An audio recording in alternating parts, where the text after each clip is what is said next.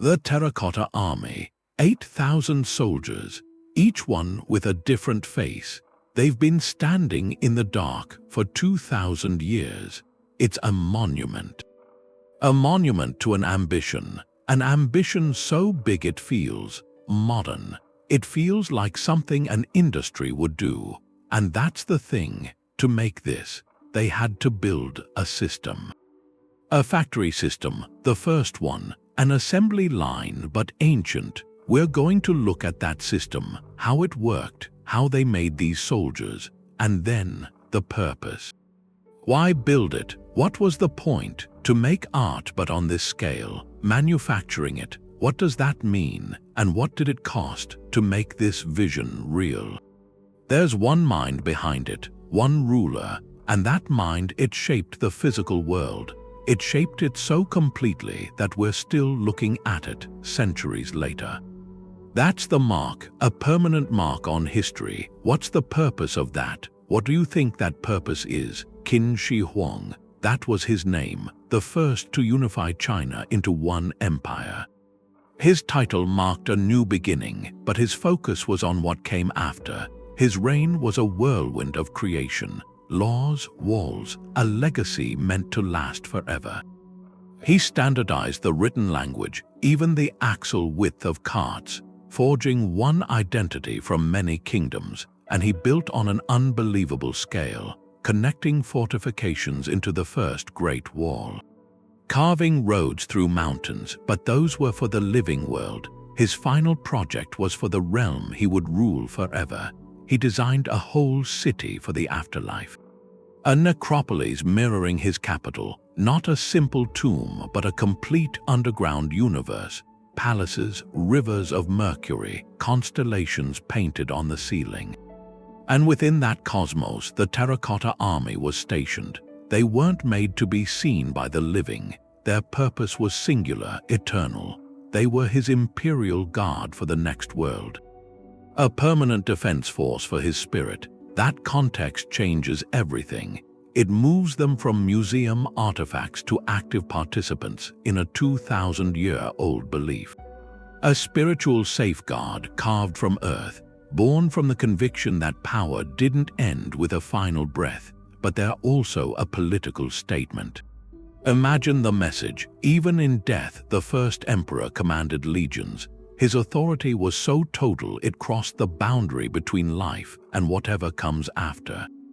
The army was a final declaration of control. So when you look at these thousands of faces, you see two things at once: the spiritual anxiety of a man seeking immortality, and the cold, calculated projection of a state's infinite power. That duality is what makes it compelling, deeply personal and overwhelmingly imperial all at once. And it raises a practical question of staggering size. How do you build an entire army meant for eternity in one lifetime? The vision was supernatural. But the work was brutally, magnificently human. That grand vision for eternity was buried and forgotten for centuries. Then, in the spring of 1974, farmers near Xi'an were just trying to solve a problem. They needed water, so they started digging a well, and their shovels hit something hard. Not earth, not rock. They pulled it out and brushed it off. It was a head. A life-sized clay head with a face so detailed, so human, it must have stopped them. They hadn't found water. They'd punctured the roof of another world. That accidental strike unveiled one of the century's biggest finds. Word got to the authorities and researchers came. They started to excavate carefully. And the scale of it began to dawn on them. It wasn't one statue. It was rows, rows upon rows, an entire army standing in formation in the dark. Life-sized warriors, some kneeling, some standing tall, with clay horses and silent chariots. All waiting. That first pit one, was just the start. The preservation was astonishing. Figures from over 2,000 years ago, some with painted colors still faintly visible, weapons still at their sides. This did more than add a museum exhibit. It rewrote what we knew about ancient China. Before this, knowledge of the Qin dynasty came from texts, Some texts describe the emperor's tomb, its wonders, in almost mythical terms. Many historians thought those were exaggerations, legends. The Terracotta Army proved they weren't. It was physical proof of an artistic and organizational capability the modern world hadn't credited to that era. The discovery sent shockwaves through archaeology, through history. It forced a complete re-evaluation. This wasn't just art, it was logistics, it was early industrial planning. And looking at these thousands of faces, each one unique, you're left with a practical question. How did they do it? The answer isn't magic, it's a system. A system of brilliant, standardized efficiency.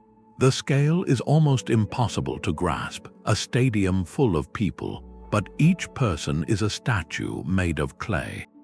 Over 8,000 soldiers, 130 chariots, 520 horses just for those chariots, then another 150 horses for cavalry. All of them life-sized, each one needed earth, water, fire, and hands.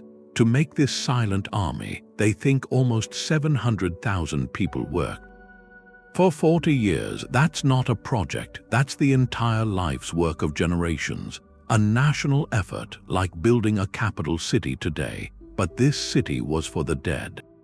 The resources were staggering: the wood for the kilns, the clay to be dug up, bronze for weapons, pigments for paint. It was a massive shift. A kingdom's wealth and energy moved away from roads or farms, poured into a single act: preparation for the afterlife. That choice tells you something. The vision was absolute. It commanded an empire's labor, and to manage that labor, to make it real, they couldn't use scattered artisans. They had to invent something new. They built, really, the first assembly line we know of. The sheer volume required a different approach. This wasn't something individual sculptors could do alone. You can see the evidence in the clay. In the broken pieces from the pits, archaeologists found clusters of identical parts, a pile of left arms all from the same mold. A collection of heads, all the same basic shape. That indicates a system, a highly organized production line. It was ancient, but the logic feels modern. They broke the soldier down into components, separate workshops specialized in single things. One team handled torsos, pressing clay into heavy two-part molds. Another team focused on legs, making them thick and sturdy. Another group made the arms, and another made the heads. This division of labor was a revolution. It concentrated skill. An artisan became an expert in one task, which made it faster and more consistent. It maximized output in a way freeform sculpture couldn't. This was mass production over 2,000 years before the Industrial Age. It was the engine that built the impossible army. But the truly interesting part is this. The system of standardized parts didn't produce identical clones. The genius was in the next step, the assembly. But there's this beautiful paradox. They built a factory, but they made individuals. No two warriors are the same. You look at their faces, high cheekbones on one, a wider jaw on another, eyebrows that arch differently. Some eyes are narrow, focused. Others seem wider, almost alert. Their mouths hold different expressions. Some are stern, neutral. Others have just the faintest line of determination.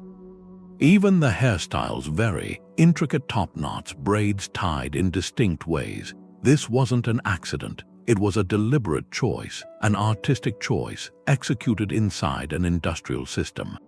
They solved the problem of scale with molds. They solved the problem of soul with human hands. The process was a two-step dance. First, the system. Artisans used a limited set of basic head molds. Maybe 8 or 10 foundational shapes that gave the rough form, the blank canvas of a human head. That was the mass production part, then the magic. While the clay was still soft, a different set of hands took over. Skilled hands, with simple tools and wet clay, they sculpted on the unique features. They pinched and pulled to create a distinctive nose. They carved lines for a different set of lips. They added rolls of clay for mustaches. They shaped eyebrows into a fierce scowl or a calm arch. This hand finishing transformed a standard part into a portrait. That's why you can walk the rows and feel like you're looking at a real crowd. Each adjustment, no matter how small, introduced variation. A slight tilt of the head, a different set of ears. The artisans were working from a mental library of human features, mixing and matching to create countless combinations. This blend of efficiency and artistry had a purpose. It reflected the reality of the Qin military itself. This was an empire built from many conquered kingdoms. It drew soldiers from all across the land, from different ethnicities and regions. The army in the pits mirrors that. It's not a monolithic force of clones. It's a collection of individuals unified under one banner. Their unique faces challenge our modern assumption, the assumption that mass production must erase identity. In the Qin workshops, the system enabled the artistry. It provided the consistent, sturdy bodies that could be produced by the thousands. That efficiency freed up time and resources. It freed the craftsmen to do what machines could not. They imbued each figure with a spark of humanity. So these soldiers are more than guards, they are a census. A frozen, silent census of an ancient empire's people, captured in clay. They remind us that even within the grandest, most impersonal systems, the human touch finds a way to leave its mark. But creating 8,000 unique faces was only half the battle. Once assembled, each fragile clay soldier faced its greatest trial, the fire. These unique faces came from a system, but they have the fingerprints of individuals. You look closer under a warrior's arm or tucked into a fold of the armor, and there, in the clay, you might find a small mark pressed into it, a single Chinese character like a stamp. Archaeologists have found over 80 distinct marks like this across the army. They aren't accidental, they're signatures, the personal seals of the master craftsmen who led the workshops. So names like Gong and Bei, men otherwise lost to time, are preserved right there on the statues they built. In the middle of this overwhelming imperial project, these marks are personal. A claim of authorship, a quiet declaration. It says, I made this. Now the system served a practical purpose, a modern one, quality control. In a project this scale, with so many teams working, accountability was everything. If a statue's arm fell off or a head cracked in the kiln, the seal told the foreman exactly which workshop was responsible. It created a chain of command. In the clay itself, the mark tied pride in craftsmanship directly to consequence. It turned anonymous labor into traceable work. This wasn't just about making art. It was about managing a vast, complex enterprise with military precision. For us today, these tiny inscriptions are a treasure. They pull back the curtain on the social world behind the soldiers. You can start to map the organization. Different marks might mean rival workshops or specialized teams passed down through families. You see hints of a hierarchy. From the master who stamped his name down to the apprentices who mixed the clay, these marks transform thousands of faceless laborers into a structured community. With names and roles and pride, they humanize the entire endeavor. When you see the name Gong stamped on a dozen different warriors, you're not looking at an anonymous artifact anymore. You're looking at the life's work of a specific person, a master artisan who lived and breathed this project 2,000 years ago. His legacy isn't just in history books. It's literally baked into the empire's eternal guard. This intricate system of creation, from standardized molds to personal seals, produced an army meant to last forever. But forever is a difficult promise to keep, even for an emperor. The name stamped in clay is just the start. The real story is the material, the sheer volume of it. 8,000 figures, each one life-sized, each weighing several hundred pounds. That's thousands of tons of earth, and not just any earth. It was a specific clay.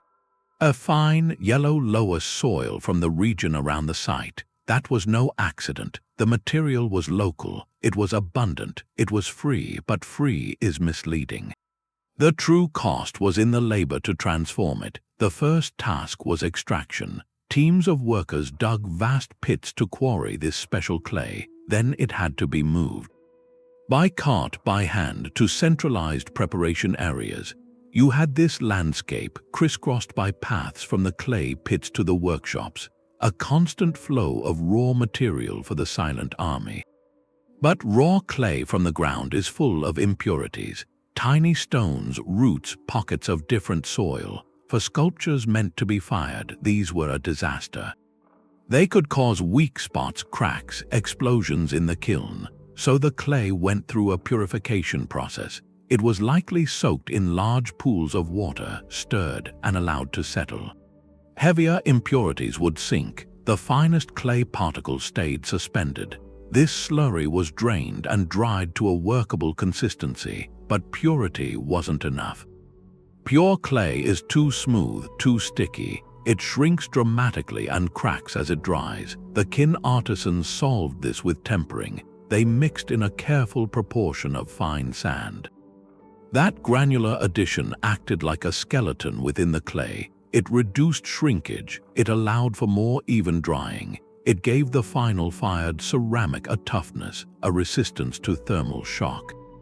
Getting this mix right for every batch was a science they mastered. Then came the preparation on a human scale. This tempered clay had to be kneaded. Not like bread dough, but with a thoroughness that removed every air bubble. Trapped air expands in the kiln. It can shatter a statue from the inside. So teams of laborers would wedge and pound massive mounds of clay, a physically demanding, monotonous, vital step. This prepared clay was then distributed to the workshops, ready to be pressed into molds for torsos, rolled for legs, shaped by hand for the final, unique features. This entire supply chain, from pit to workshop, is the unseen foundation. A logistics operation of staggering efficiency, moving and processing thousands of tons of earth with nothing but human and animal power. It speaks to a level of material management that's often overlooked. We marvel at the artistry of the faces, but we should also marvel at the mundane miracle of the mud. They mastered the earth before they ever shaped a soldier. And this carefully prepared clay was about to face its ultimate test, a transformation by an element they also commanded with breathtaking skill: fire.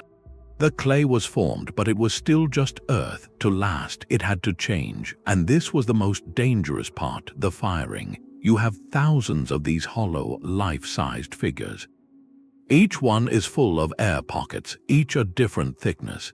Heat them too fast, and the moisture inside turns to steam and explodes. If the temperature isn't even, parts expand at different rates and crack. A single mistake could shatter weeks of work. To succeed with one statue would be something. To succeed with 8,000 feels almost impossible. The kiln artisans didn't just have kilns. They built a firing system. They used what are called updraft kilns, chambers built into hillsides or raised mounds of earth. A firebox at the bottom burned wood, a lot of wood. The heat and flames would rise up through the chamber where the statues were, then escape out a flue at the top. That design gave a more consistent, controllable heat than an open fire. The real mastery was the temperature. They needed to reach and hold over 1,000 degrees Celsius. That's the point where clay changes chemically, sintering into a hard ceramic. To do that consistently for days across dozens of kilns required an intuitive science. The kiln masters were the experts. They learned to read the color of the flames, the feel of the heat radiating from the kiln walls. They knew when to add fuel and when to let the fire coast. They controlled the atmosphere inside, the balance of oxygen, which decided the final color of the ceramic. This knowledge wasn't written down, it was lived, passed from master to apprentice through trial and error, a form of high-stakes alchemy, but their cleverness didn't stop at the fire. They also engineered the statues to survive it. Many warriors were fired upside down. Think about that. The figure placed with its feet at the top near the heat and its open neck at the bottom. This was brilliant for two reasons. First, the feet and legs are the thickest part. Putting them at the base created a stable foundation in the kiln. Second, the hollow torso acted like a chimney. As the hot air rushed up through the kiln, it would flow directly into the open neck of the inverted statue, fill the entire hollow body, then exit through the legs. That circulation meant even heating from the inside out. It prevented pockets of cooler air or trapped moisture that could cause a rupture. It turned each soldier into a participant in its own creation, a vessel designed to guide the fire safely through itself. The scale is hard to grasp. Each kiln could only hold a handful of these large figures, so you needed many kilns operating in shifts for years. A constant cycle, loading, firing for days, a slow cooling period that could take a week, then unloading. A permanent, smoky industry just for baking an army. The success rate points to a sophistication that was truly industrial. They weren't just making pottery. They were running a standardized, repeatable, large-scale manufacturing process with a fragile material. When a kiln was finally opened, and they pulled out a perfectly fired, resonant ceramic soldier, it was a victory. A victory of human ingenuity over the elements. That hardened figure was no longer vulnerable earth. It was a permanent sentinel, ready for its duty. But an army, even a ceramic one, isn't complete without its weapons. The soldier itself was ceramic, hardened, but that was just the canvas. The real army was color. A riot of it. What we see now is terracotta, that brown, but that's a ghost, a faded memory. When they were placed there over 2,000 years ago, they were dazzling. A complete spectrum, reds like fresh blood, blues like a clear sky, vibrant greens, rich purples, crisp blacks and whites, a painted army, a rainbow standing in formation in the dark. And this wasn't just decoration, it was a language. The colors had a purpose, they communicated. Historians think pigments showed military rank. A general's armor might have had intricate patterns, multiple colors. A foot soldier's tunic may be just one hue. Different units may be identified by sashes, by helmet plumes. The palette might even reflect the real soldiers. Their diverse backgrounds, hinting at regional origins through specific colors. The army was silent, but through color it spoke. It declared order, hierarchy. Identity and the technology behind this paint was advanced as the pottery. It started with a base layer, lacquer, sap from lacquer trees processed into a clear varnish. Applied to the porous ceramic to seal it, to create a smooth surface for the pigments. Then the colors, each from minerals ground into powder, mixed with binders.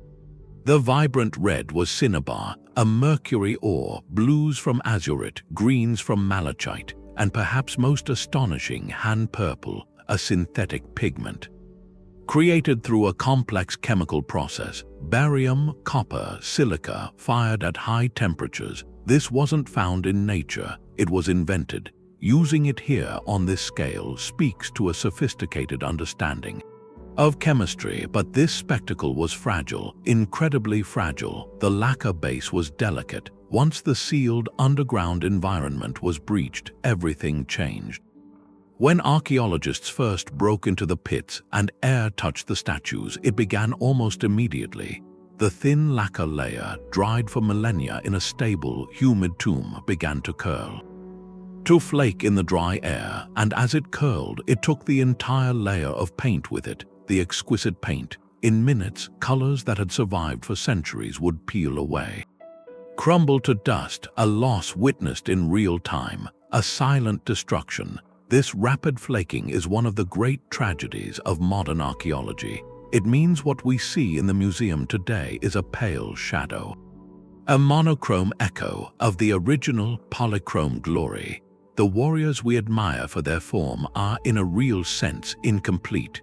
Their true vibrancy was meant for one audience only. The emperor himself, as he entered his eternal domain.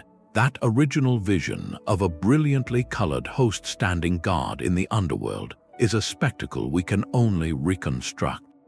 In our minds, it forces us to remember history is not always preserved in its full, vivid truth. Sometimes we are left with the bones of a story, the poignant bones. The earthenware framework of a dream that has quite literally faded away. And this dream, this entire monumental project came at a cost far beyond pigments and clay. It was paid for by the empire itself. The clay soldiers weren't meant to stand alone. They were an army, and an army needs its arms. When they started excavating, they found the warriors weren't just sculpted with weapons in their hands.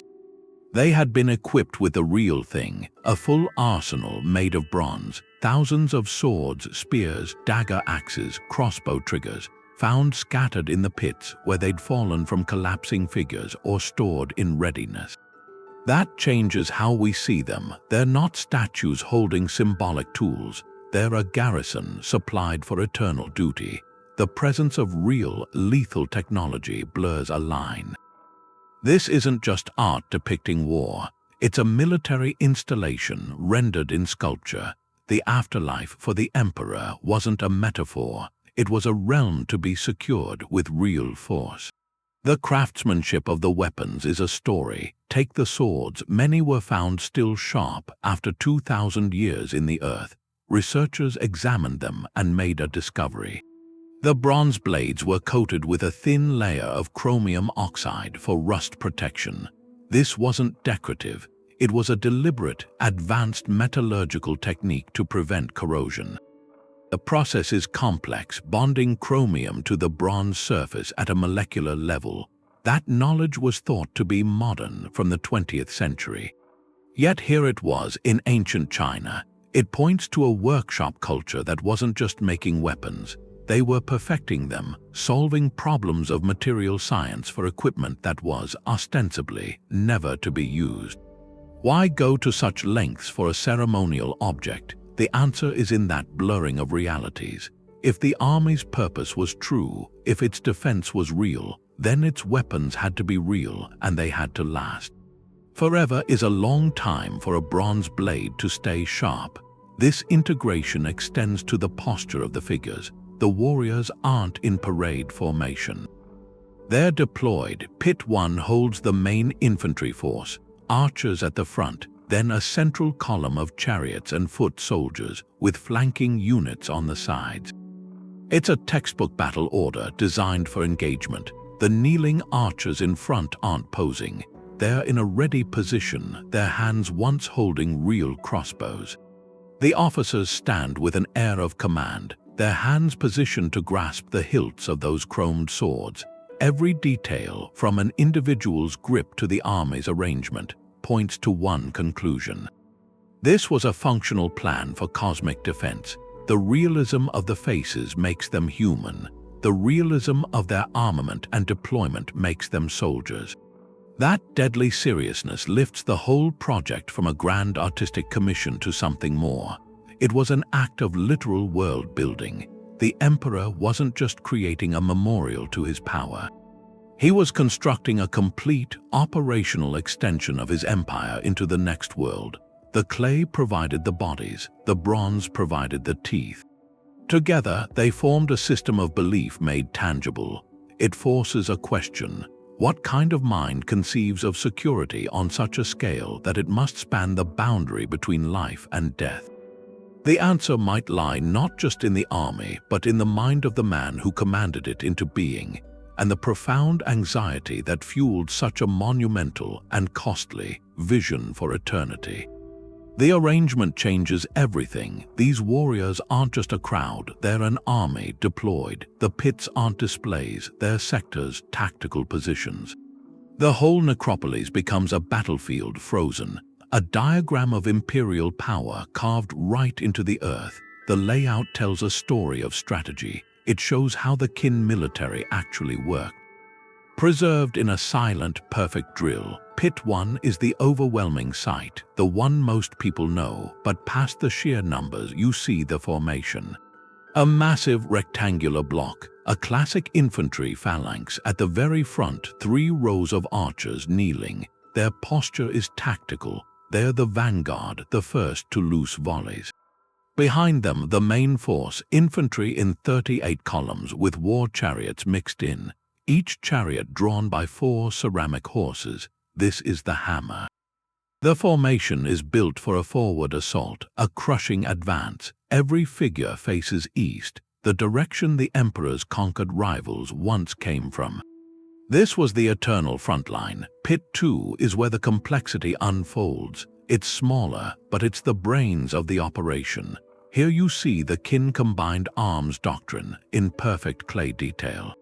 The pit is divided into 4 distinct units that could operate together. One section has a cluster of archers, kneeling and standing for ranged support. Another is a block of chariots, like ancient armored vehicles for shock. A third unit mixes chariots and infantry, showing coordination, and the fourth holds the cavalry. Soldiers standing beside their saddled horses, ready for flanking for pursuit. Pit 2 is a tactical blueprint. It shows an army that didn't just rely on mass. It used specialized units in concert, adapting to the flow of a battle. Strategic thinking immortalized. Then there's Pit 3, the smallest one. It feels different. The layout is shaped like a U, like a command tent. The figures here are taller, their armor more detailed. These are the high-ranking officers. A ceremonial chariot sits at the center, likely for the commander. The atmosphere is headquarters, not the front line. This was the command post, the nerve center, where orders for the entire eternal garrison would flow from. That command structure completes the picture. You have the frontline troops in Pit 1, the flexible specialists in Pit 2, the generals directing it all from Pit 3. It's a complete, functional military hierarchy that changes the understanding from art to institution. We're not looking at 8,000 individual statues. We're looking at a single, giant sculpture of an army in full operational order, a snapshot of Kilns' strategic doctrine, taken at the moment the Emperor's spirit assumed command. The purpose shifts. It's not just about projecting power into the afterlife. It's about replicating the very system of control that built the empire. The formation ensures that in death, as in life, the Emperor's authority is exercised through perfect, unchanging discipline. The army's silent readiness is the ultimate expression of that control. But to see the full scale of this ambition, you have to pull back, far back beyond the pits of soldiers, to the greater landscape they were built to guard. The soldiers are just one piece. To see what the Emperor was doing, you have to look at the whole area. The army is in 3 pits, but the Necropolis, the city for the dead, covers about 56 square kilometers. That's bigger than a lot of cities today, and in that space there are over 600 other pits. Each one is like a different office, a different part of the government. That's when it gets staggering. He wasn't just making a guard. He was copying his entire world, every part of his court, every function, every pleasure. It was all supposed to have a version for the afterlife, so you find pits with entertainers, terracotta figures of acrobats and strongmen caught in their acts. The poses are full of motion. They were there for amusement forever. Another pit has musicians, figures with instruments, a silent orchestra. There are bureaucrats in clay, officials sitting with authority. Their job was to handle the paperwork of the spirit realm. It was a complete society, a mirror of the court with all its ranks and its distractions. Then you find things you don't expect. One pit had a life-sized bronze chariot with 4 bronze horses, a masterpiece of metalwork, thousands of pieces, gold and silver inlaid. This wasn't for war. This was for the Emperor to travel his eternal domain. Other pits had armor, but not metal armor. It was made from thousands of small limestone plates, linked together with bronze wire. The work for one suit was immense. We're still not sure why. Were they for ceremony, for an officer we haven't found? The site keeps giving new questions. The realism went further. There are stable pits with the skeletons of real horses and terracotta grooms to care for them. He wanted a real cavalry, even in death.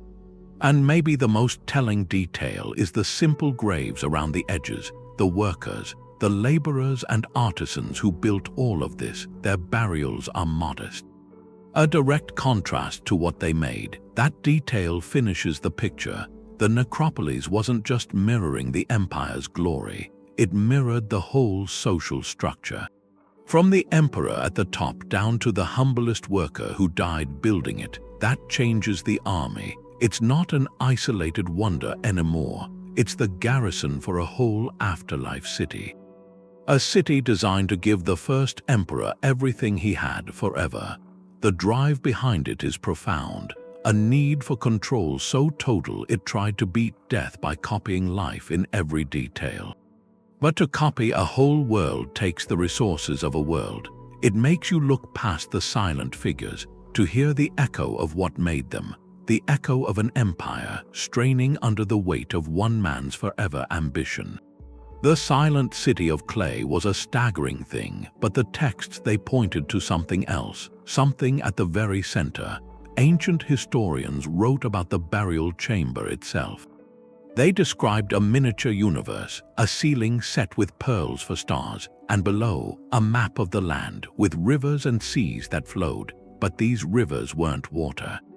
They were mercury, quicksilver, a liquid metal, shimmering, toxic. For a long time, scholars treated this as myth, an allegory, a symbol of the emperor's cosmic power.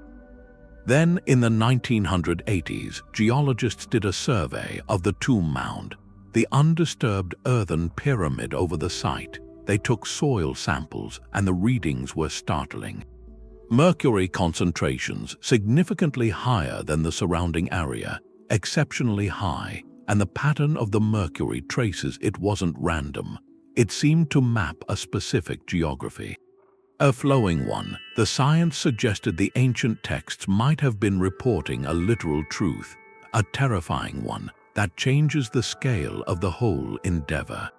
It moves from grand sculpture to something else, a feat of hydraulic engineering and alchemical ambition. Mercury, to the kin, wasn't just a curious metal. It was tied to the pursuit of immortality. Alchemists thought it was a key ingredient for elixirs of eternal life. It represented a condensed, liquid form of cosmic power. To have rivers of it flowing through your tomb was to bathe your eternity in the essence of immortality itself. It was the ultimate spiritual infrastructure. But to achieve that vision required a horrifying practicality. Mercury is notoriously difficult to handle. It evaporates at room temperature. It releases poisonous fumes. It doesn't flow like water. It beads, it separates to create rivers and seas of it flowing perpetually that would demand a recirculating system of astonishing complexity. Think of the engineering. They would have needed vast reservoirs, likely bronze tanks, a network of channels carved into the chamber floor to map the empire's great rivers. And then the hardest part, pumps, some form of mechanical or hydraulic apparatus to keep the heavy liquid metal moving, to create the illusion of endless streams. The energy could have come from water flow or some other application of basic physics they'd mastered. This wasn't just plumbing, it was a dangerous, precise, monumental chemical installation. Built underground, a project that would have exposed the workers to lethal vapors, all for a symbolic landscape. The willingness to harness such a dangerous element on this scale, it speaks to the absolute nature of the vision. Control was the theme. He standardized weights and measures for the living world. For the afterlife, he would standardize the cosmos. He wouldn't just replicate his empire in clay and bronze. He would replicate the heavens above and the geography below, using the most potent, magical substance he knew. The Mercury rivers are the peak of that drive. A point where spiritual belief, imperial authority, and ruthless engineering converged. An attempt to build a perfect, self-contained reality. A reality where the emperor's power wasn't just remembered. It was physically enacted through eternally flowing streams of quicksilver that transforms the tomb from a resting place into an active machine, a cosmological engine. Meant to operate forever, and it forces a reflection, a sobering one. What does it take to force the physical world to match a dream of absolute, eternal order? The answer isn't in the silent Mercury. It's in the living empire that was drained to create it. The rivers of Mercury were meant to flow for one man's eternity. But that eternity was built by the living. To really see the scale of the Terracotta Army, you have to look past the clay. You have to see the people who made it. The records say the workforce was huge. Historians put it close to 700,000. That's a modern city, but these weren't volunteers. This was a conscripted force. Drawn from across the empire, peasants taken from fields, soldiers put on construction, criminals working off sentences. For them, the Necropolis wasn't a wonder. It was a work site, a place of unending toil. We've found the remains of their settlements near the site, simple dwellings cramped, and their graves tell a story. Examinations show injuries, repetitive stress from years carrying clay and stone, signs of nutritional hardship. Rations were basic, not really enough. The average age in those graves is young. Many never saw the project finished. They spent their days, their final years, inside the emperor's dream. Their individual stories are gone. But their presence is written into the soil. Every warrior rests on a foundation of human exertion, and pulling that many people from the population, mostly young men, it strained everything. It took them from farming, from other work. Resources that could have gone to granaries, to roads, to the living were redirected, poured into one man's afterlife. The treasury funded an eternity of bronze, while the needs of the present were secondary. That created a tension, a resentment. It simmered beneath the new state. The emperor's vision required absolute control, not just over land, but over lives and labor. He commanded them to build a symbol of permanence, while their own society grew fragile under the strain. So there's this duality. The army is a breathtaking achievement: art, organization, engineering. It shows what humanity can make when vision and will align on a colossal scale. But it's also a testament to what that alignment demanded, a monument to imperial power and a marker for the human effort that power consumed. One can't exist without the other. The silent ranks of soldiers are the direct result of chaotic, grueling labor. We marvel at the product, but we have to remember the price, and that price came due. The first emperor's death left a void. The dynasty, built so fast and held together by force, was brittle. The unrest from decades of projects, conscription, redirected wealth, it erupted. Rebellion followed soon after he was gone. The Qin dynasty collapsed almost the moment the mind behind it departed. The project meant to secure eternal power may have hastened the end of that power. The Terracotta Army was buried and forgotten, not by invaders but by the empire's own unraveling. So it stands not just as a guard for an emperor, but as a lesson in scale. A reminder, even the most permanent-looking monuments are built on shifting ground, and the most enduring legacy isn't always the one we intend to leave. It's the one we inadvertently create. The Qin achievement stands alone, but it's not the only one. Across the ancient world, other cultures also built monuments. They left behind giants, but their ambition was different. In Egypt, along the Nile, you have the Colossi of Memnon, two massive seated figures of Pharaoh Amenhotep III. Each one carved from a single block of quartzite sandstone. They're about 60 feet tall. They're about presence, about awe. The project was about moving unimaginably heavy stone, shaping it, about the endurance of a singular image. It's a feat of mass, of static power. In Mesoamerica, the Olmec civilization created the colossal heads, enormous basalt portraits, some weighing over 20 tons. Each head is unique, likely depicting rulers. They were carved from boulders, transported over great distances. This, too, is a triumph of moving mass. creating a powerful, singular likeness. Both are incredible, but they're one-offs or a series of one-offs. The achievement is in the individual object, scaled to a superhuman size. The Kilns project inverted that. They didn't make one thing bigger. They made thousands of things life-sized and then organized them into something bigger than any one piece.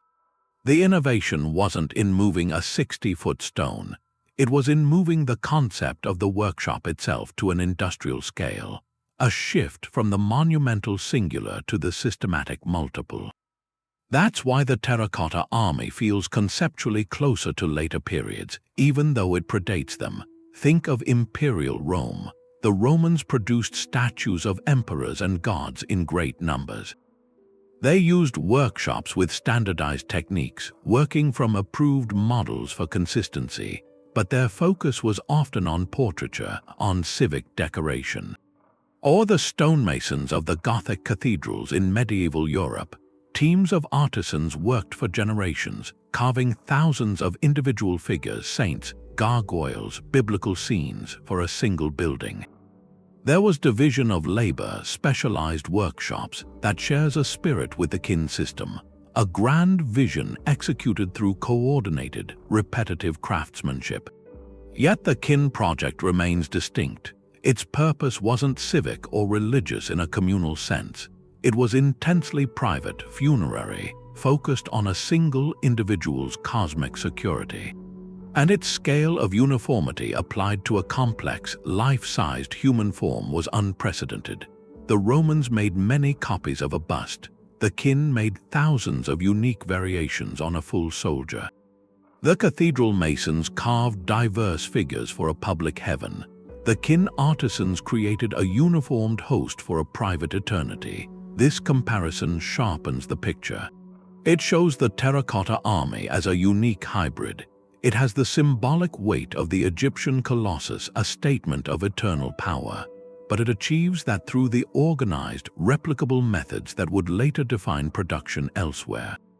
It sits at a crossroads between the ancient world's love of the colossal single object and the modern world's understanding of power through systems, through organized production. The army is the point where those two ideas fused, a colossal whole assembled from systematically produced, intimately human parts. That fusion is its lasting signature. And it makes us wonder about the mind that could conceive of it, a mind that saw power not just in a giant statue, but in the silent, perfect repetition of an entire system, waiting in the dark. The silence from that time is almost as loud as the army. The main ancient source we have is Sima Qian. He was the grand historian, writing maybe 100 years after the first emperor died. And he gives this very detailed, almost mythical description of the tomb itself. The rivers of Mercury, the traps, the replica palaces. He writes about the huge labor force, the artisans, all the treasures sealed inside. But for the 8,000 terracotta soldiers stationed just a mile away, he says nothing, not a single word, for a historian known to be so thorough that omission is huge.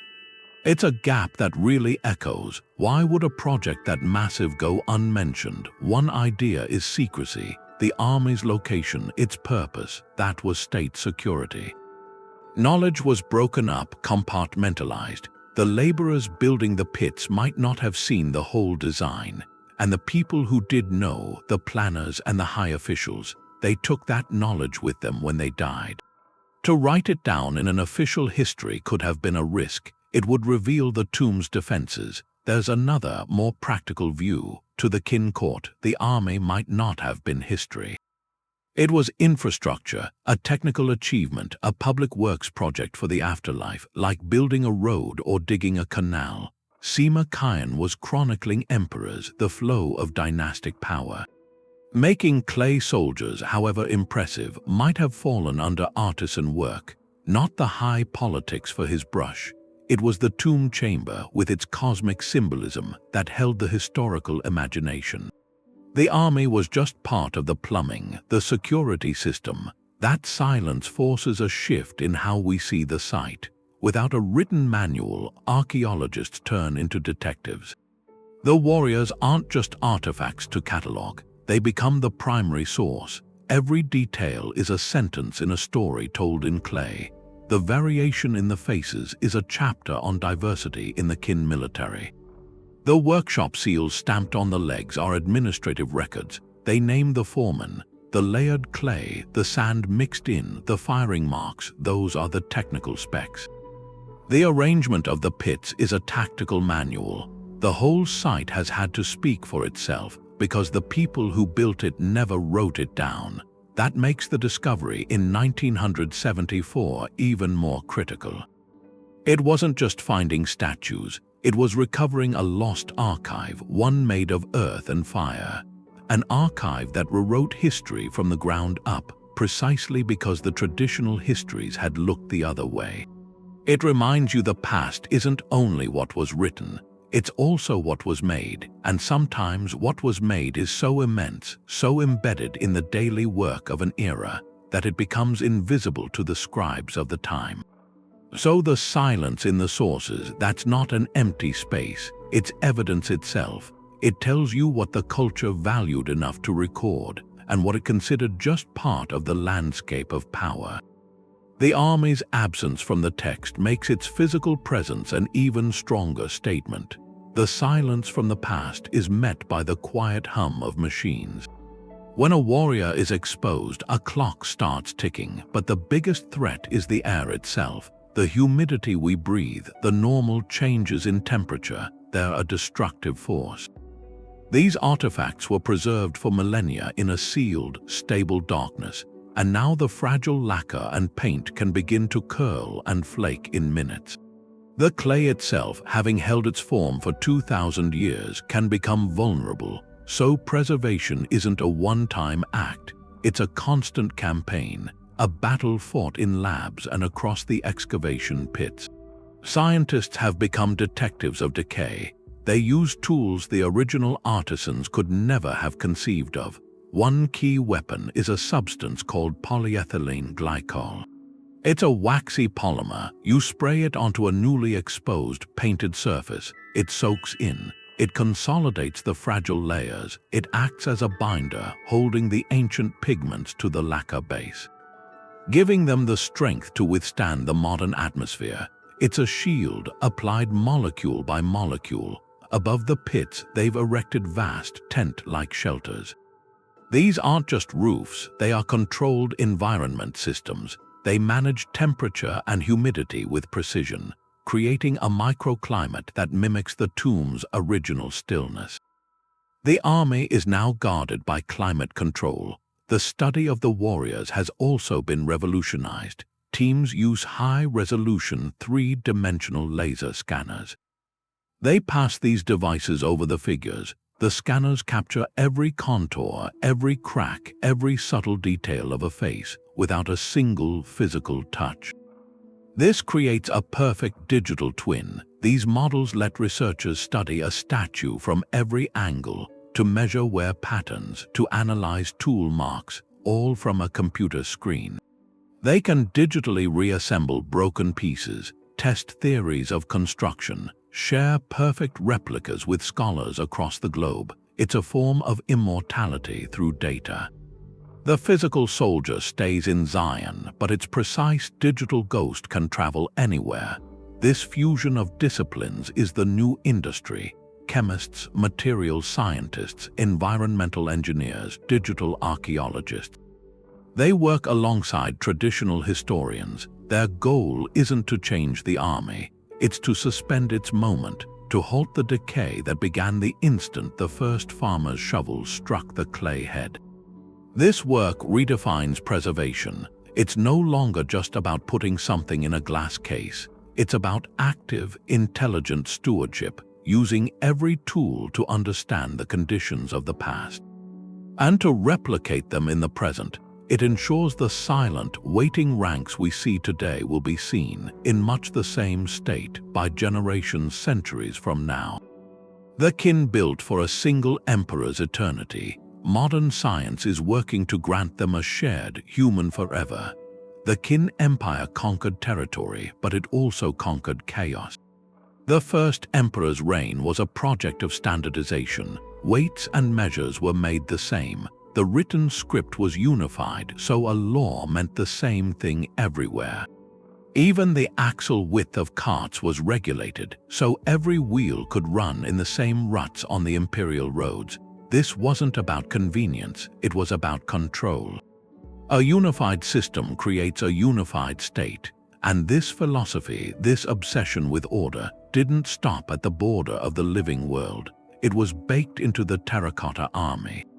The soldiers are the expression of that principle. Look past the unique faces, look at what they wear, their armor. It's made from small, overlapping clay plates, sculpted to mimic leather or metal.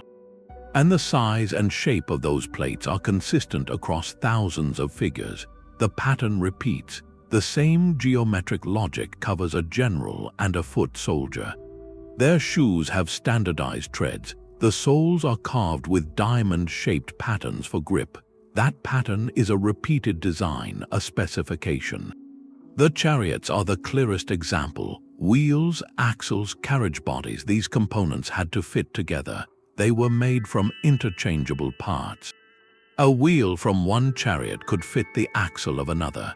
This uniformity in three-dimensional art is staggering. It means the workshops weren't just given a theme. They were given blueprints, imperial specifications passed down from the central planners, a diagram of how a kin soldier should look, down to the rivets. But specifications are just an idea. The real test is in the execution. How do you ensure that 8,000 artisans, working in separate teams over years, all meet the same standard? The answer is a system of quality control. We can see it in the evidence. Archaeologists have found waste pits near the workshops. These pits are filled with broken pieces, misfires, rejects. A head that cracked in the kiln, a torso warped from heating, a misshapen horse leg. These weren't buried with the army. They were discarded, removed from the production line. This tells us there were inspectors, officials whose job was to examine each component, each assembled figure before it was deemed worthy.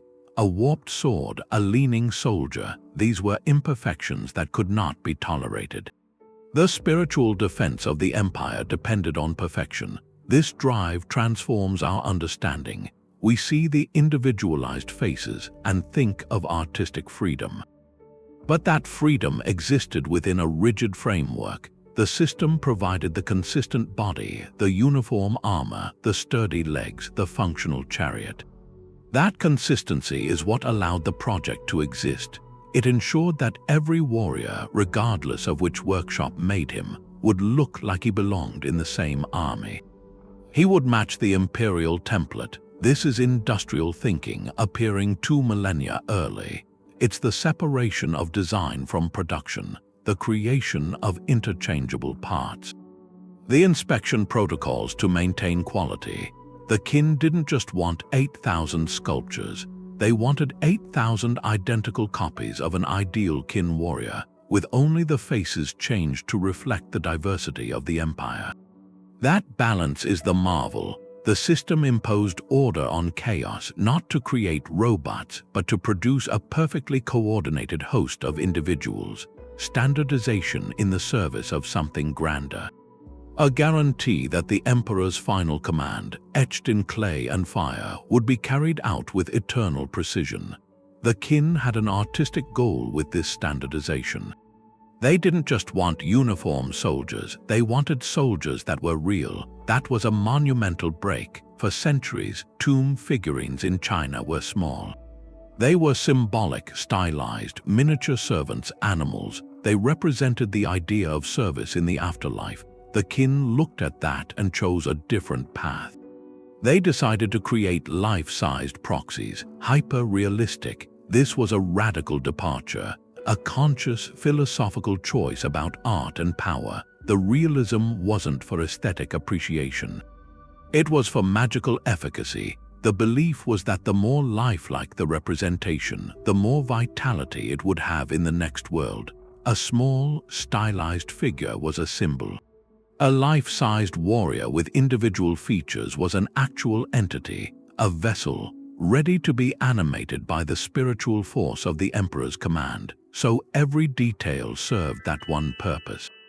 The intricate lacing on a general's armor rendered in perfect clay thread, the individual strands of hair tied into top knots, the tread on the soles of their shoes.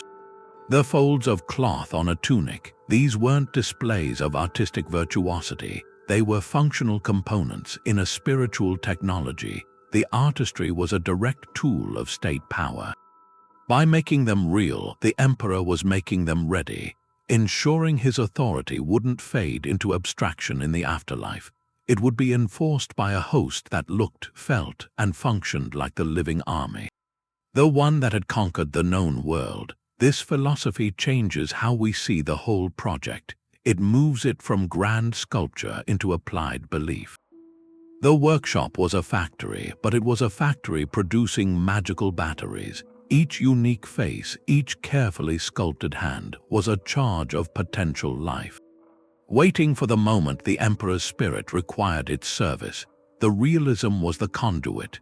It connected the material world of clay and bronze to the immaterial world of spirits and eternal rule.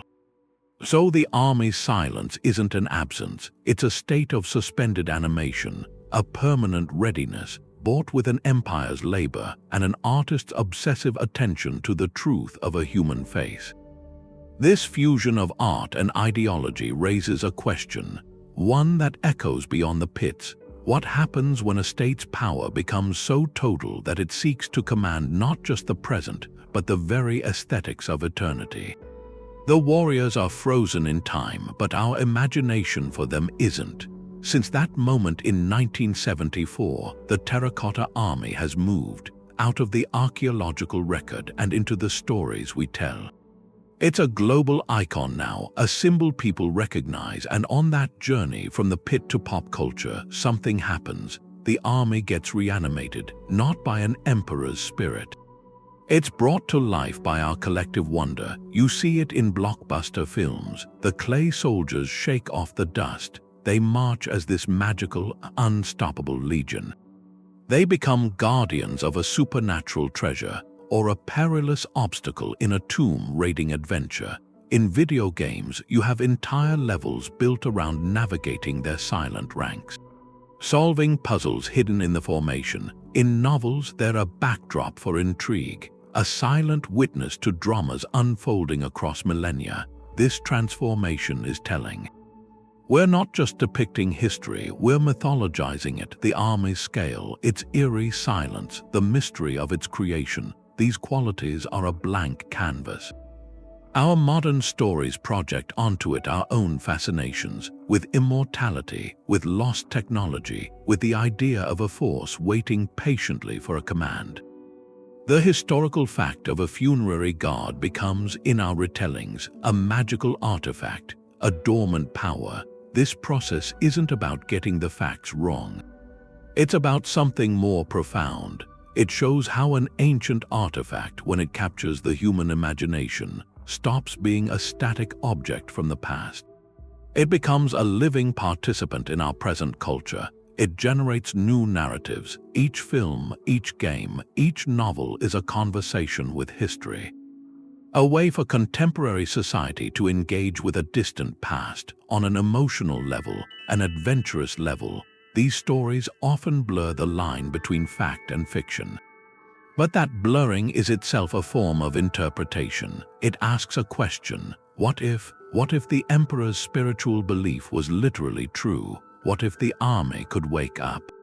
By exploring those questions through fiction, we're not dismissing archaeology. We're extending its reach. We're making the awe of the real discovery accessible.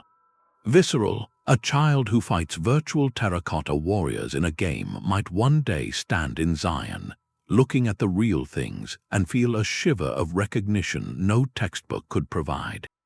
So the army's legend has two layers. The first is its original purpose, a monument to one man's vision of eternity. The second is its modern afterlife, a monument to humanity's endless desire to story tell, to wonder, to fill silence with epic possibility. This cultural journey means the warriors are never truly buried again. They stand guard not only in their pits but in the landscape of our shared imagination. We have tools now that can preserve things, scan them, but they can't answer every question. We've had decades of research on the Terracotta Army. Layers of the story have been peeled back, and still there are these profound mysteries. They're not really gaps. They're more like silent spaces where the past just won't give up that final secret. And that's what gives the site its power, I think, those shadows.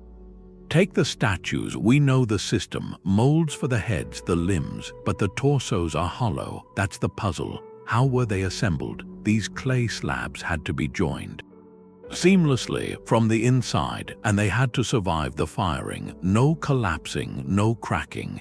You can see the seams, but the technique, the specific way they were bound to hold that chest cavity shape under the heat, that's still debated. Maybe there was an internal framework, clay supports that just burned away, or a specific method, scoring the edges using a slurry to create a perfect weld in the kiln. The answer is in the craftsmanship, hands that left no manual, just the work, the flawless work. Then there's the human side, the organization. We have the workshop seals. Names stamped in the clay, but we don't have the full chart. Who reported to whom? How did the materials flow? The clay, the bronze, the pigments, between hundreds of teams, all specialized. Was there one person, a master architect, an ancient project manager, overseeing this whole cosmic construction site? The physical evidence gives us glimpses. A structure, a hierarchy, but the complete blueprint, the organizational schematic for this ancient industry, it's missing. We see the output of a magnificent machine, but the detailed schematics are lost. The most tantalizing mystery, though, is at the very heart of the complex, the central tomb mound, that earthen pyramid. It's never been opened. It's the final chamber, untouched. The ancient historian Sima Qian, he described it, a pearl-starred ceiling, Mercury rivers, booby-trapped passages, and scientific surveys. They've found unusually high mercury levels in the soil there, which gives those ancient words a startling credibility. And that's exactly why archaeologists have held back. The risks are immense. Any excavation is invasive. You breach that sealed environment, you shatter a delicate equilibrium. An equilibrium that's preserved things for 2,200 years. The paint flaking on the warriors, that would be a minor concern, compared to what could happen inside the central chamber. Organic materials, silks, lacquers, wood, maybe even the remains of the emperor himself. All of it could deteriorate rapidly upon exposure, and then the mercury. Managing a potential toxic hazard on that scale in a confined site, it's a profound challenge, ethical and safety. So the mound stands, it's a silent promise. And a deliberate boundary, this restraint, it's a form of respect. It acknowledges that some secrets are fragile, so fragile that the quest to know them could destroy the very thing you're trying to understand. It's an agreement with the past to wait for better technology, for non-invasive methods, ways of seeing through earth and stone without digging, for a future generation that might unlock the chamber without causing it harm. These unanswered questions, they're not failures. They're what keep history alive. They're the open door, the possibility that the next scan, the next soil analysis, the next careful scrape of a trowel, it could rewrite the story. Again, the first emperor designed his tomb to be an eternal, sealed universe, and in a way he succeeded. The deepest core of his vision, the precise nature of his final resting place, it remains guarded. Not by crossbows like the old tales said, but by the weight of responsibility, by our own recognition that some wonders are best approached with patience, with awe, and with the understanding that the greatest discoveries are sometimes the ones we choose for now not to make. The tomb keeps its secrets. And in doing that, it ensures its legend and our fascination will never be buried again. The silent tomb mound keeps its secrets, but the army it guards has traveled the world. Those soldiers meant for eternal stillness have become active ambassadors. For decades now, select warriors have been taken from their pits, not for permanent removal, but for a grand tour. They board climate-controlled crates. They fly on cargo planes to museums across the globe, from Paris to Los Angeles, London to Sydney. These traveling exhibitions draw millions. People who may never visit China stand face to face with a Qin dynasty infantryman. They see the individual expression, the detailed armor, the physical presence of a figure from 2,200 years ago. In that moment, the warrior is no longer a distant artifact. It's a direct encounter, a physical bridge across time and culture. These exhibitions turn the warriors into global icons. They spark a shared curiosity about the ancient world. Moving them is a monumental feat of modern logistics. It's an industry in itself. Each figure is priceless, fragile, weighing several hundred pounds. Before any journey, conservators do a full assessment. They document every hairline crack, every flake of pigment. Custom cradles are made to hold the warrior's exact shape. The crates are engineered like fortresses, shock-absorbent, climate-controlled, with sensors monitoring temperature, humidity, movement around the clock. Security protocols are intense, planned routes, constant coordination. The journey of a single warrior involves pilots, truck drivers, art handlers, climate scientists, security experts.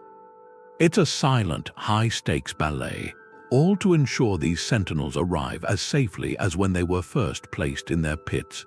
When the crates are opened in a museum halfway around the world, the impact is profound. The exhibitions do more than display art. They become forums for international dialogue. Curators from different countries collaborate. They create narratives connecting the Qin achievement to other ancient civilizations. Scholars give lectures comparing the mass production of the warriors to workshop systems in Rome or the colossal sculptures of Egypt. School children on field trips sketch the statues. Their questions weave together history, art, engineering. The warriors prompt discussions about imperial power, the human cost of glory, the universal drive to create legacies. They become a catalyst not for nationalism but for a deeper, shared human history. The conversation shifts from their history to our collective past. In this global role, the Terracotta Army fulfills a purpose its creator never envisioned. Qin Shi Huang intended these figures to project eternal military power for himself alone. He meant them to intimidate, to secure, to dominate in the realm of spirits. Yet today their power is of a different kind. They project not dominance but connection. Not intimidation but invitation. Their silent presence fosters a shared wonder. It creates a moment of collective awe that bridges cultural divides. The emperor sought to cement his legacy through a fortress of clay, and his most enduring legacy may be this army's ability to travel beyond any fortress wall. Touching millions, reminding us that the human impulse to create, to organize, to reach for eternity is a story that belongs to us all. What we build with one intention can find its truest meaning in ways we never planned. That global journey starts with one soldier, a fragile one, but to make that soldier, you needed a whole world. The army is the masterpiece, but the real marvel is everything you don't see. The landscape that supported it, the hidden machinery that made the art possible. This was a mega-project. It needed mega-project infrastructure. You're building a factory city from scratch. 2,200 years ago, first you needed raw material. They opened vast quarries for the special lowest clay. These weren't small pits, they were open wounds in the earth. Feeding an endless hunger, teams of workers dug and moved thousands of tons of this earth. Same for the pigments, mines for cinnabar to make the red. Quarries for malachite for the green. Each color started as rock pulled from distant hills, then the fuel. The kilns burned wood, an immense amount of wood. To fire 8,000 large ceramic figures, you need constant, roaring heat. Forests for miles around were likely stripped. The demand for timber was ceaseless.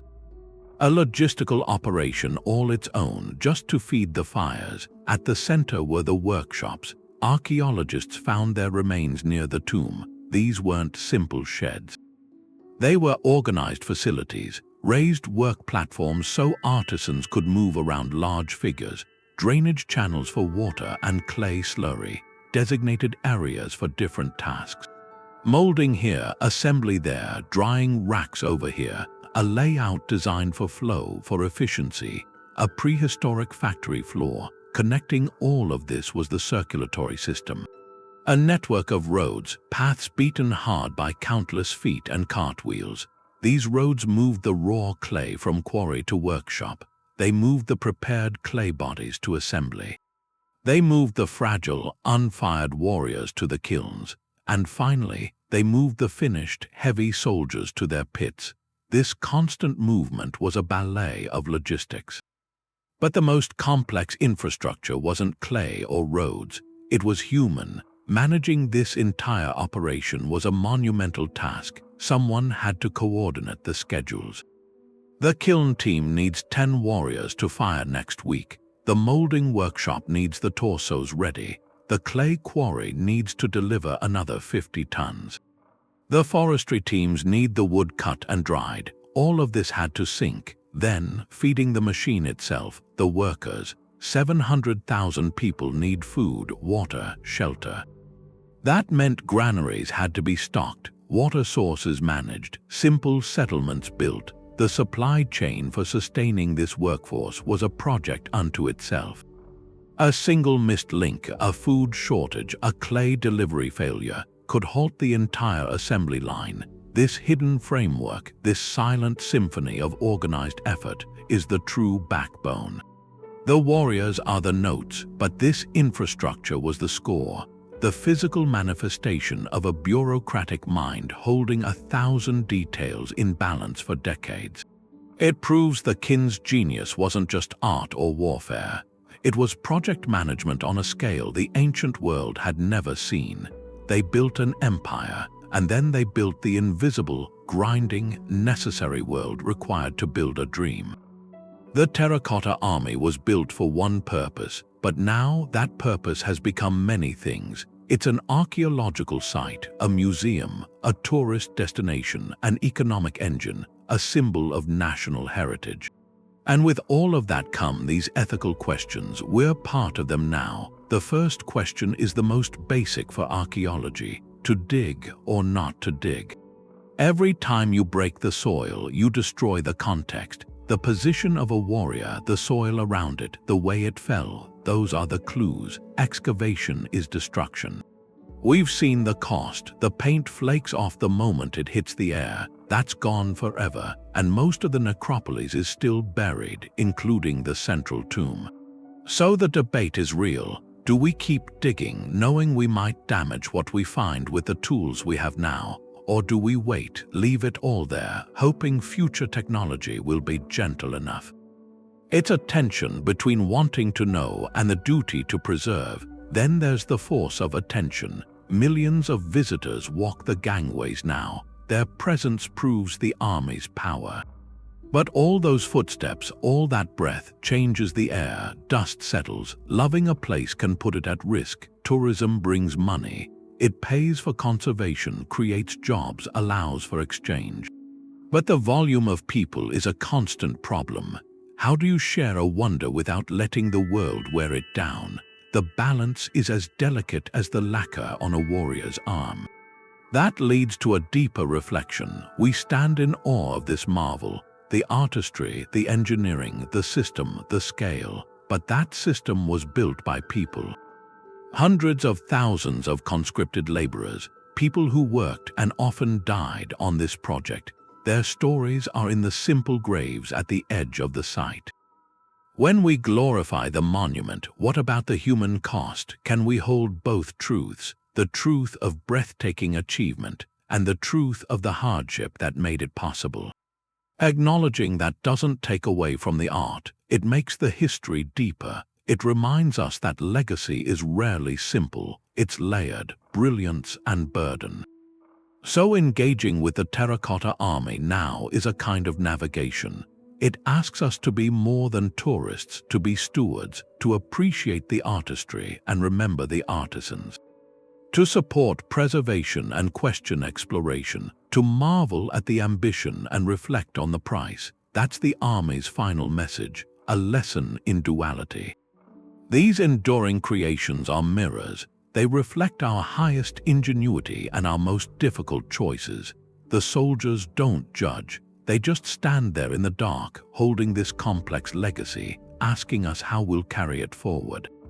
There's a permanent testament standing in the dark, the Terracotta Army. It's more than an army. It's a bridge between two ideas we usually keep separate. The ancient world of art and spirit on one side, the modern world of industry and system on the other. We started with a single emperor's vision of eternity. And we went all the way down to the fingerprint of a master artisan, a man named Gong. We traced the assembly lines that built the bodies and the hands that sculpted the souls. We saw the rivers of Mercury designed to flow forever and the silent, strategic deployment of a ceramic garrison. This project redefined what was possible. It proved that scale itself could be a material shaped by human will. What lingers after all the details is a union, creativity and systematization. They're not opposites, they can be partners. The Kilns system gave the framework, the repeatable process that made 8,000 soldiers possible. The creative spirit gave the variation. The humanity that made each one unique. Together they produced a wonder of terrifying beauty, terrifying in its ambition, in the sheer force it demanded. Beautiful in its execution, in the quiet individuality of every face. The army forces you to hold two truths at once. You can marvel at the achievement and reflect on its cost. You can see the imperial power and hear the echo of the laborer's toil. That duality is its lasting lesson. The silent soldiers continue their vigil. They guard a tomb, but they also guard questions. They challenge you to reconsider the boundaries of art. Is something born from a factory line still a masterpiece? They make you weigh the price of power. What does a society give up to build a single, eternal dream? And above all, they stand as a monument to the endless, stubborn ingenuity of the human spirit. An ingenuity that can organize thousands, master fire and earth, and still take the time to pinch a unique curve into a clay soldier's smile. As the pits of Zion hold their secrets, other ancient sites whisper of similar scale. The precision of the pyramids, the road networks of the Romans, the massive earthworks forgotten in jungles and plains. What other industrial secrets do the ancient worlds hold? What other bridges between art and system are waiting to be uncovered? The story of human history is often the story of our organized ambition, our drive to make the vision in our minds real. No matter the scale.